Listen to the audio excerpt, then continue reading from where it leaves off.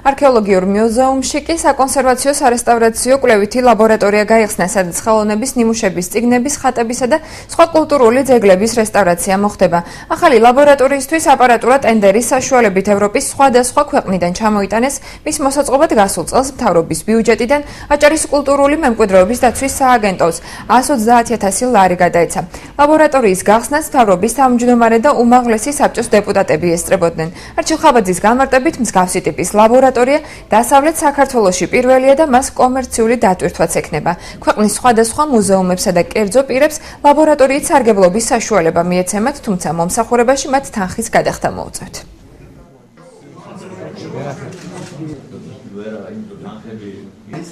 ეს ლაბორატორია ორ საქმეს გააკეთებს, არსებული წლების განმავლობაში მოძიებული და აღდგენილი კიდევ აღსადგენია და უნდა გააკეთოს, პლუს ის ბოლო რამდენიმე წლის განმავლობაში მიღწეული შედეგებით მოპოვებული არქეოლოგიური ნიმუშების აღდგენა უნდა მოახდინოს. ასევე კომერციული ხასიათიც ექნება, კერძო პირებსაც შეუძლიათ აღადგინონ ან სხვა მუზეუმებს საქართველოს მასშტაბით და ფასიანი იქნება ეს აუცილებლად და ეს ლაბორატორია მიიღებს დამატებით შემოსავლებს. ლაბორატორიის შექმნის იდეა წამოვიდა 2012 წლის ბოლოდან.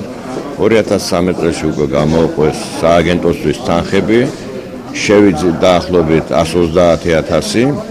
ეს ნივთები რაც ჩვენ ახლა აქ გვაქვს, ტენდერი გამოცხადდა და ჩამოტანილია სულ არის ევროპიდან. აჭარაში არასდროს არ ჩაყარებულა რესტავრაცია არც ტილოზე, არც ნივთზე, იმიტომ რომ არ იყო ეს ბაზა, არც იყო სპეციალისტები. ჩვენ ახლა ვიწყებთ ფაქტიურად პირველ ნაბიჯებს ამ სფეროში.